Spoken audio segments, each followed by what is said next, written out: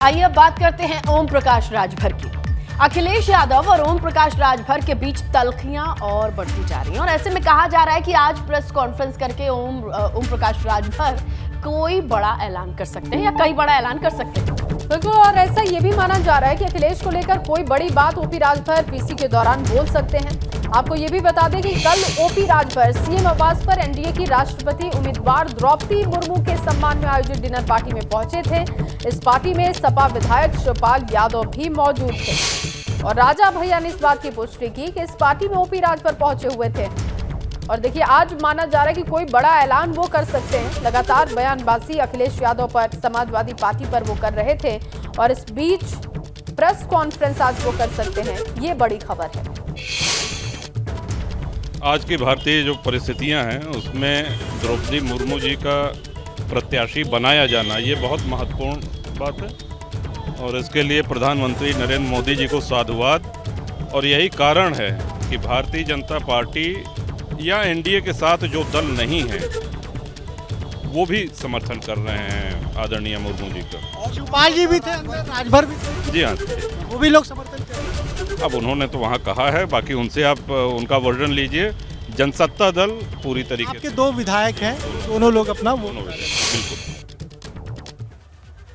और वहीं अखिलेश और राजभर के बीच सारा खेल राष्ट्रपति चुनाव को लेकर हुआ, क्योंकि गुरुवार को यशवंत सिन्हा लखनऊ पहुंचे थे।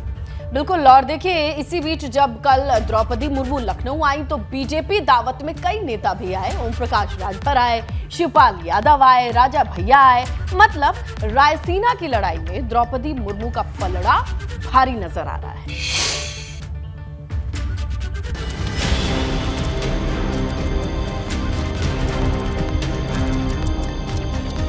राष्ट्रपति चुनाव की लड़ाई यूपी आई। यशवंत सिन्हा के बाद द्रौपदी मुर्मू का दौरा, यूपी की एक एक सीट का ब्यौरा।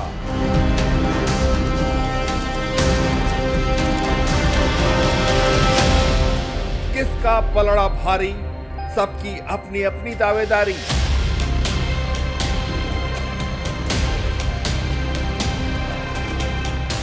जैसे जैसे राष्ट्रपति चुनाव की तारीख नजदीक आ रही है, सियासी गर्मी तेज होती जा रही है, क्योंकि राष्ट्रपति पद के दोनों उम्मीदवारों ने यूपी में डेरा डाल दिया है। इसका अंदाजा इन दो तस्वीरों से लगा सकते हैं, क्योंकि एक तस्वीर में द्रौपदी मुर्मू के साथ सीएम योगी हैं, तो दूसरी तस्वीर में यशवंत सिन्हा के साथ अखिलेश यादव। एक तरफ यशवंत सिन्हा ने सपा और सहयोगी रालोद की बैठक में विधायकों से समर्थन मांगा, तो वहीं एनडीए की राष्ट्रपति पद की उम्मीदवार द्रौपदी मुर्मू ने भाजपा और उसकी सहयोगी पार्टी से वोट देने की अपील की।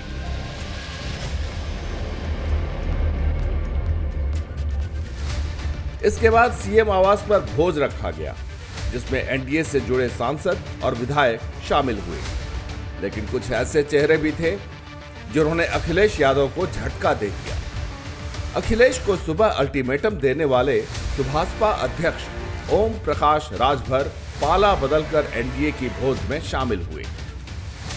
अखिलेश के चाचा और प्रसपा अध्यक्ष शिवलाल यादव भी डिनर में शामिल हुए। इसके अलावा कुंडा से विधायक रघुराज प्रताप सिंह उर्फ राजा भैया भी डिनर पार्टी में शामिल हुए, जिसके बाद यह साफ हो गया है कि सपा गठबंधन में बड़ी दरार आ गई है और दोनों नेताओं ने अखिलेश को बड़ा झटका दिया।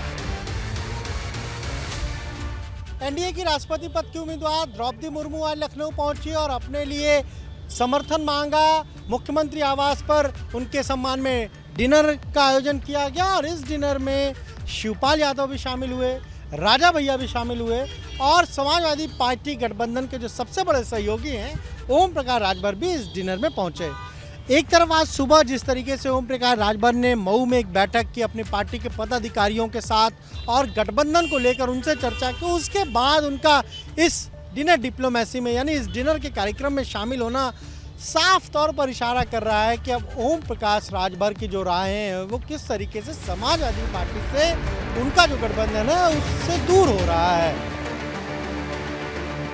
ओपी राजभर और अखिलेश के बीच बढ़ती दूरियों से इस बात के भी कयास लगाए जा रहे हैं कि जल्द ही सुभाषपा और समाजवादी पार्टी का गठबंधन भी टूट सकता है। जानकारों की माने तो द्रौपदी मुर्मू को जिताने में सबसे बड़ी स्क्रिप्ट यूपी से ही लिखी जानी है, क्योंकि विधानसभा में भाजपा गठबंधन के 273 सदस्य हैं, जिनकी वोट वैल्यू 208 के हिसाब से 56,784 होती है। वहीं लोकसभा में भाजपा के 66 और राज्यसभा में 25 सांसद हैं, जिनकी वोट वैल्यू 700 के हिसाब से 63,700 होती है।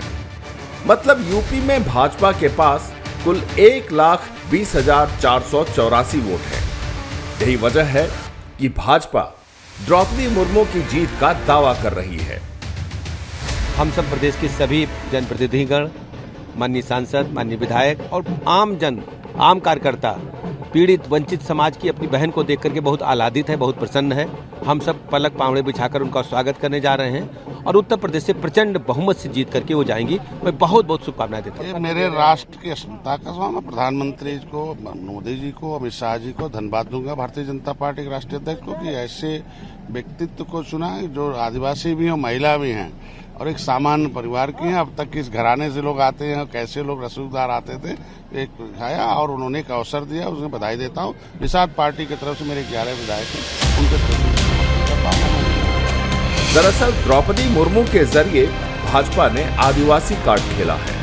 यही वजह है कि यूपी में मायावती से लेकर कई विपक्षी दल भी द्रौपदी मुर्मू के समर्थन में उतर आए हैं, क्योंकि विपक्ष का झंडा बुलंद करने वाली ममता बनर्जी भी कह चुकी हैं कि अगर उन्हें पता होता कि एनडीए द्रौपदी मुर्मू को उम्मीदवार बनाएगी तो वो भी समर्थन करेंगे। रायसीना की रेस में द्रौपदी मुर्मू यशवंत सिन्हा के मुकाबले थोड़ी आगे नजर आ रही है, लेकिन रायसीना की रेस कौन जीतेगा, इसका फैसला 18 जुलाई को होगा और फिर 21 जुलाई को पता चलेगा कि देश का अगला महामहिम कौन होगा।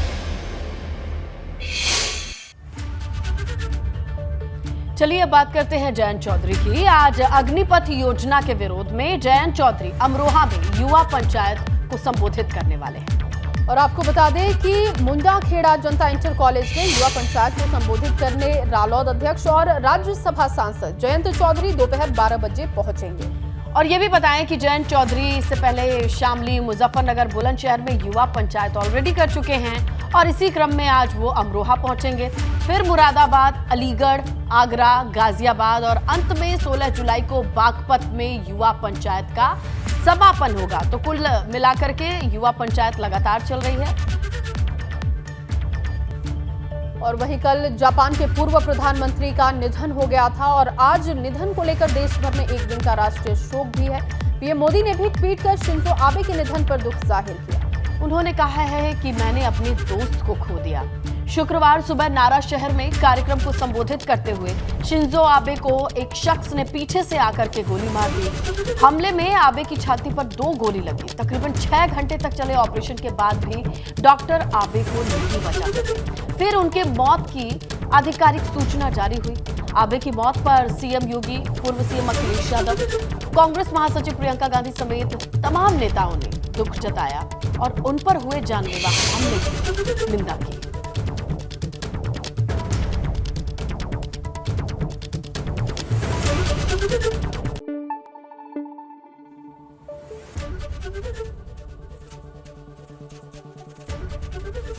एबीपी गंगा, खबर आपकी, जुबान आपकी।